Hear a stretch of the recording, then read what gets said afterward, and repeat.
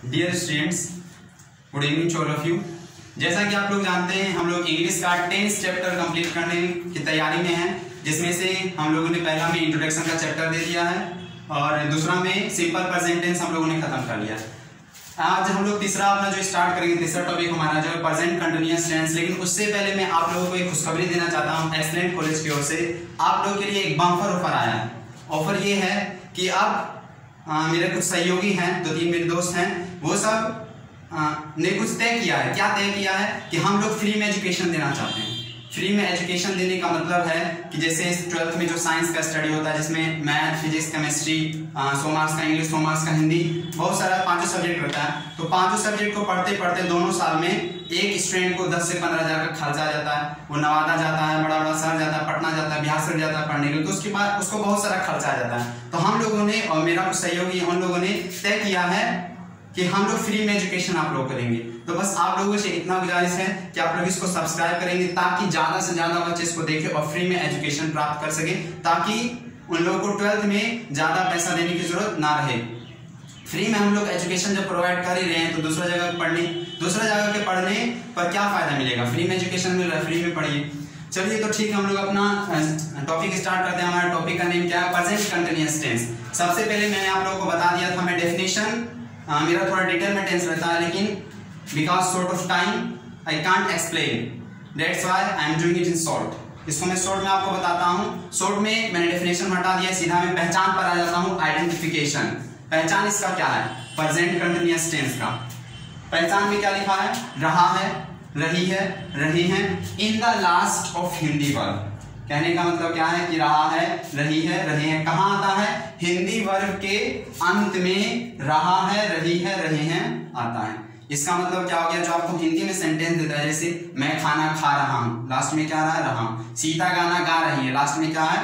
रही है। यानी जिस भी क्रिया के अंत में, हिंदी क्रिया के अंत, हिंदी सेंटेंस की क्रिया के अंत में क्या रहे? रहा है, रही है और रही है, रहे। तो आप लोगों को क्या करना है? उस टेंस को पहचान जाना है। वो टेंस कौन सा टेंस है? प्रेजेंट कंटिन्यूअस टेंस है। तो ये आपका हो गया पहचान। नेक्स्ट आपका है मेथड।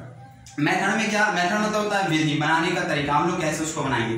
तो जिस प्रकार से सिंपल प्रेजेंट टेंस कल हम लोगों ने पढ़ा, तो उसमें हम लोग को सिर्फ 2 क्रिया का यूज करना था। एक था V1 और एक था V5। दोनों का मैंने यूज बता दिया था। अगर आप लोगों ने उस वीडियो नहीं देखा तो प्लीज देख लीजिएगा उस वीडियो को।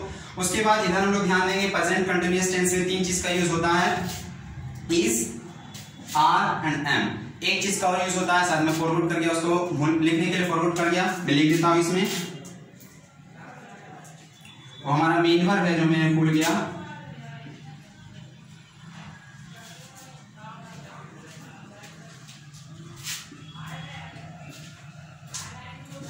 चलिए तो इधर देखिए क्या है, क्या बोल रहा है? Is used with singular number. Singular number का हिंदी क्या होता है? एक वचन।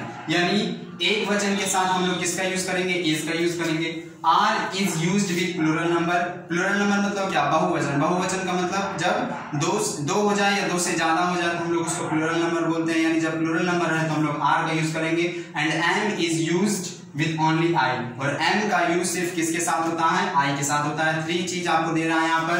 पहला इज है, इज का यूज किसके साथ करेंगे? सिंगुलर नंबर के साथ करेंगे। आर का प्रयोग प्लूरल नंबर के साथ करेंगे। एंड एम का यूज किसके साथ करेंगे? आई के साथ करेंगे। एज वेल एज, ये हमारा एक समझ लीजिए फ्रेजल वर्ब है, इसका हिंदी होता है इसके साथ साथ। V4 is also used in this tense. इस टेंस में यानी इस काल में प्रेजेंट कंटिन्यूअस में हमारी कौन सी क्रिया यूज होगी?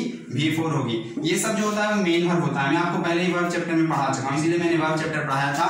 ये जब होता है, ये V4, V1, V2, V3, V4, V5, ये सब क्या होता है? Main verb. और ये जो इज हो गया, आर हो गया और एम हो गया, ये कौन सा वर्ब होता है? आप लोग को याद होगा, हेल्पिंग वर्ब। तो आप लोगों को कंफ्यूजन नहीं होना चाहिए। और अगर आप लोग चाहते हैं तो आप लोग इसका स्क्रीनशॉट ले सकते हैं। इसके बाद हम लोग अपने स्ट्रक्चर पढ़ेंगे। चलिए तो हम लोग अपने आगे स्ट्रक्चर की ओर बढ़ते हैं। स्ट्रक्चर यानी कल मैंने आप लोगों को बता दिया था, स्ट्रक्चर का मतलब होता है बनावट, है ना? बनावट यानी इसका बनाना है उसको कैसे हम लोग को। जैसे एक अफर्मेटिव है, तो अफर्मेटिव का subject plus is oblique am oblique are, यानी सब्जेक्ट के अकॉर्डिंग आपको इज डालना है, एम डालना चाहे आर डालना है, जैसा आपका सब्जेक्ट वैसा आपका हेल्पिंग वर्ब। फिर V4 आ गया। V4 का मतलब होता है V1 प्लस ING। कल जैसे हम लोगों ने V5 सीखा था ना, V5 में क्या होता है? V1 प्लस एस या ES, उसी प्रकार से V4 होता है और इसी प्रकार से V5 होता है, ठीक ना।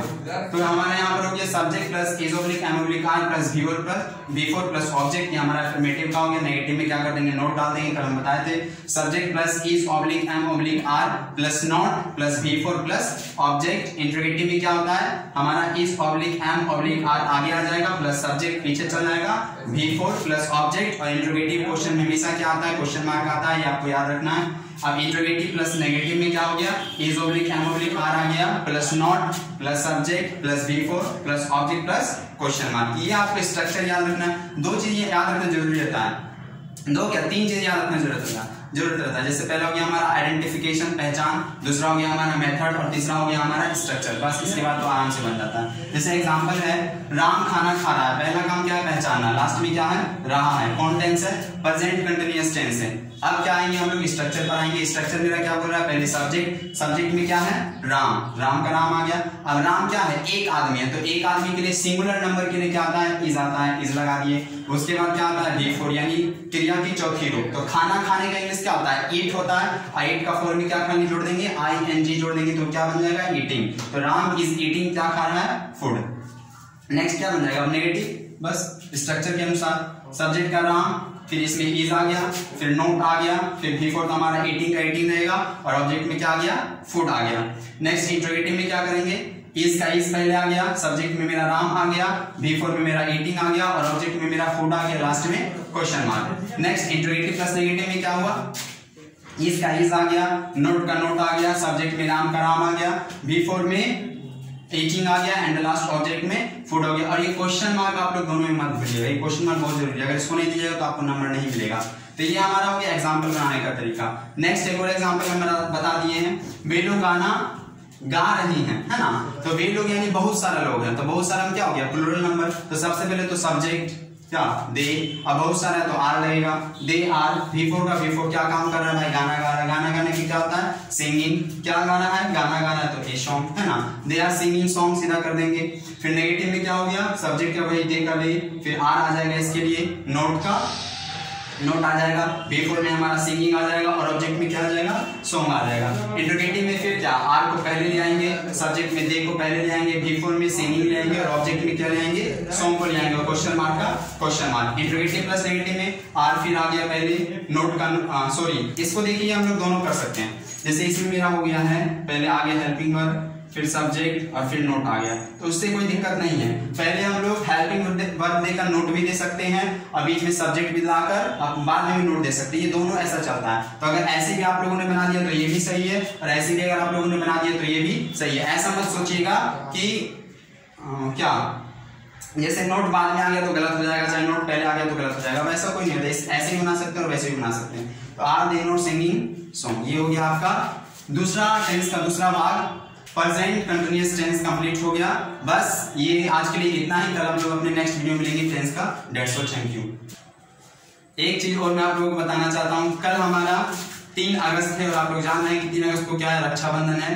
तो रक्षाबंधन के लिए मैं आप लोगों को हार्दिक शुभकामनाएं देना चाहता हूँ। एक बात और बताऊंगा, जो बहन हम लोगों को राखी बांधती है वो किस लिए बांधती है, उनकी रक्षा करने के लिए बांधती है। तो लड़का लोगों का जो भी जितना भी भाई है इस दुनिया में, जितना भाई है, सबका फर्ज बनता है कि अपनी बहन की रक्षा करें। तो मैं आप लोगों से सिर्फ इतना ही गुजारिश करना चाहूंगा कि आप लोग जब राखी बंधवाते हैं तो सिर्फ ये मत समझिए कि जो बहन बांधती है राखी वो सिर्फ गिफ्ट लेने के लिए बांधती है या ऐसे ही कोई लालच में बांधती है, ऐसा कभी नहीं होता। रिश्ता को समझिए और बहन का रक्षा करना सीखिए, ठीक ना। तो ये बस इतना ही मैं आप लोग कहूंगा, ज्यादा नहीं कहूंगा, ज्यादा टाइम भी वेस्ट हो जाएगा। That's all, thank you and please like and subscribe my channel.